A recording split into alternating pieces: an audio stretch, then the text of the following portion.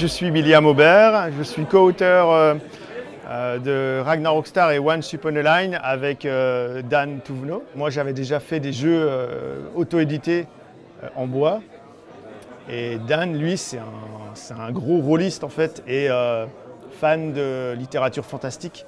Donc c'est tout naturellement que en fait, c'est un geek dans l'âme et donc tout ce qui est jeu de société, oui, il pratique beaucoup. Ragnarok a gagné son extension qui ajoute de la rejouabilité au jeu et de l'asymétrie à Ragnarok Star.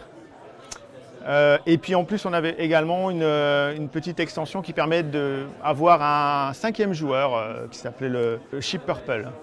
Voilà. Quand on a créé Ragnarok Star, on voulait faire plein d'extensions et puis en fait on s'est vite rendu compte que tout ça, ça a un coût.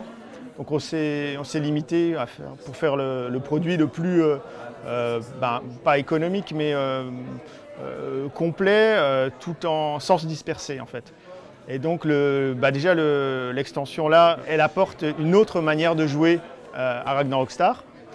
Et puis la deuxième extension, Mospecho, le 5e joueur, en fait, c'est quelque chose qu'on nous a beaucoup demandé. On y avait pensé, mais c'est un coût puisqu'il y a du matériel supplémentaire par joueur. Donc la boîte aurait coûté plus cher avec 5 matériels identiques. C'est un public familial, il se destine...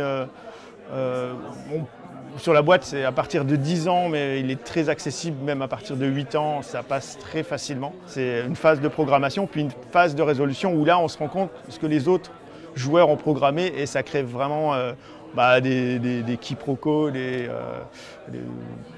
cas un peu drôles, quoi. Comme le thème, c'est sur la musique, c'était tout à fait adapté d'avoir des compos spéciales avec des morceaux. Donc le premier groupe qui nous a fait qui a déclenché la compo des musiques, c'est le groupe Antechaos qui où en fait a vraiment été le moteur et des premiers et puis tous les morceaux en fait ont suivi derrière et on a eu plus de 21 musiques composées pour l'application originale. Donc on peut les trouver sur Deezer, sur Spotify, mais bien sûr on peut télécharger l'application pour jouer à Ragnarok Star avec ces musiques. Après un premier test de prototype, généralement les joueurs ils veulent en savoir plus, ils veulent savoir comment va évoluer le jeu, donc ils s'inscrivent, ils s'abonnent naturellement à la page Facebook ou au forum ou au Discord. Voilà. On les sonde également sur la direction artistique. Des fois, quand on a des dilemmes sur telle ou telle illustration, on fait des votes sur des noms même ou sur les noms de groupes ont été soumis à vote. On a eu des choix de visuels aussi. Il y a eu pas mal de choses où la communauté a participé. On a même des contrats dans le jeu qui sont écrits par des gens de la communauté. Voilà, ils ont leur nom sur le côté de la carte, c'est écrit en petit. Voilà. Sur Ragnarok Star, on avait vraiment fait participer toute la communauté métal. Et donc ça a bien fonctionné. Donc on est en train sur le prochain jeu, on va essayer de faire un peu la même méthode. Alors c'est le jeu Once Upon a Line, qui est ici un jeu narratif qui se joue sur des cartes à gratter dont on est le héros. On va vivre une histoire en découvrant des mots sous de l'encre à gratter. Et ces mots nous permettent de piocher des cartes histoire sur lesquelles il y a un texte. Et dans ce texte, il y a les mots suivants à trouver sur la grille.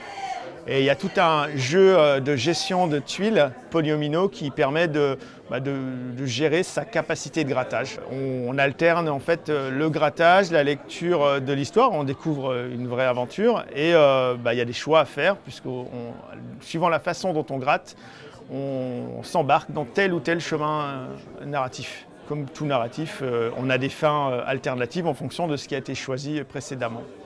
Puis il y a un côté legacy également, puisque c'est de l'encre à gratter. Donc l'aventure que vous vivez, elle est vraiment inscrite sur ce que vous avez découvert.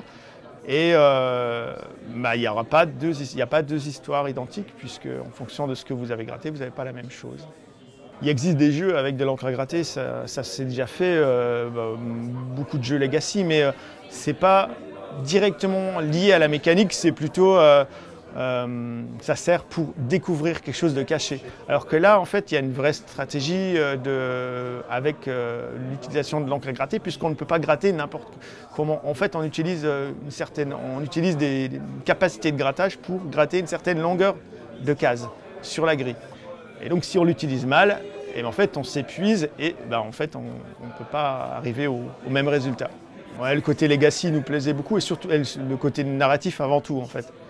Et donc, on a cherché diverses techniques et puis on s'est dit, tiens, mais c'est super novateur, on va essayer d'utiliser l'encre à gratter et après, on a développé cette mécanique spécifique qui permet d'en faire pas seulement un jeu, mais un vrai moteur de jeu en fait. Puisque en fait, derrière ce système de grattage, on peut mettre ce qu'on veut comme histoire. On peut faire autant un jeu futuriste, fantasy, on peut même moduler en fonction de l'âge des joueurs. On peut faire un jeu on peut l'adapter pour thème enfant ou plutôt adulte, horreur. Enfin voilà, c'est vraiment un moteur de jeu. On pourrait dire qu'un livre c'est Legacy puisque une fois que tu as lu l'histoire, tu ne vas pas la relire tout de suite derrière en fait. Et ton histoire, tu peux la rejouer puisque il y a la possibilité de racheter des kits de recettes, c'est-à-dire pour avoir une grille pour remplacer celle qui a déjà été utilisée et puis les cartes qui ont déjà été. Voilà. Donc c'est pas un coût énorme puisqu'il n'y a que cette encre à gratter à remplacer en fait. Tout le matériel existant, il est conservé. Hein. Le grattoir, les plateaux, toutes les cartes des chapitres. Une fois qu'on aura écrit une première saga, on espère en écrire d'autres. Voilà.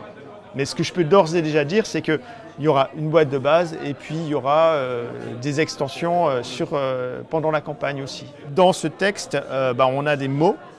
On découvre des mots qui sont en capitale et ces mots en capitale en fait, se retrouvent sous l'encre à gratter de la grille du destin. Cette grille-là, c'est de l'encre à gratter. Avant qu'elle soit grattée, elle est comme ça. Et donc, on la gratte à l'aide d'un petit grattoir et on découvre des mots. Quand on découvre un mot complet, on pioche la carte qui correspond dans le deck d'histoire. On la lit et dans ce texte, il y a ces fameux mots en capitale qui indiquent les mots suivants à trouver plus loin sur la grille. C'est vraiment un bon équilibre entre l'histoire un peu à la façon d'un livre dont on est les héros et en fait un jeu de lettres, de déduction, de logique. En fait, on utilise ces tuiles de la bonne longueur pour être sûr de gratter au bon endroit et de ne pas gâcher en fait, les précieuses cases qu'on a en réserve. Donc là, il y a tout un équilibre, donc on alterne séquences de grattage, séquences de lecture et petit à petit, ça déroule l'histoire. Et si on veut, on peut revenir en arrière, essayer une autre branche, mais si on fait ça, en fait, on va perdre ce qu'on avait déjà, on va diminuer encore plus notre capacité de grattage et on va potentiellement prendre des points de malus en fait. Il y a un système de l'inventaire, donc on trouve des cartes objets et en fait on les ajoute. Donc ça c'est très classique. Et donc après ça permet de basculer dans le scénario. Si on a l'objet, on peut aller là. Si on n'a pas l'objet, on va ailleurs. Mais par contre, ce qu'il y a de très intéressant sur ce jeu, c'est qu'il y a aussi, non seulement l'inventaire, il peut se passer d'un chapitre à l'autre, mais il y a également les héros en fait. Il y a des mots histoire auxquels chaque mot histoire correspond à une carte et il y a des mots de talent en fait. Ils sont pas encadrés par les mêmes symboles. Donc quand on trouve un mot talent, on peut améliorer les héros. Et donc on arrive à débloquer des tuiles supplémentaires. Toute tuile débloquée et ajoutée à un héros est conservée sur le chapitre suivant. Donc on a des héros de plus en plus évolués si on les conserve. Par contre, dans l'aventure, en plus, on débloque d'autres héros. Donc on va avoir le choix. Est-ce que je conserve un héros qui a déjà bien progressé, il est presque à son maximum, ou est-ce que je démarre un nouveau qui a l'air beaucoup plus intéressant parce que plus on va évoluer dans l'histoire, plus ils vont être puissants et je redémarre à nouveau. Donc là, il y a cet aspect-là et puis il y a l'aspect de scénario en fait, puisque les héros ont une sorte de background. Le choix des héros se fait en début de chapitre et c'est ça qui va déterminer un peu les divergences de scénario entre les différentes parties de joueurs. Sur la totalité de la saga, je ne sais plus combien on avait calculé, mais je crois qu'il y a plus de 16 000 mots. C'est déjà une bonne durée, rien que pour lire déjà. Et à ça, tu intercales les séquences de grattage. Donc je pense que c'est là que tu t'ennuies pas en fait, puisque t'es pris dans l'histoire, comme dans un vrai livre, et puis tu réfléchis à comment la faire avancer en grattant. C'est Lucky Duck qui nous a choisi pour... en fait, c'est pas vraiment une coédition, c'est plutôt un partenariat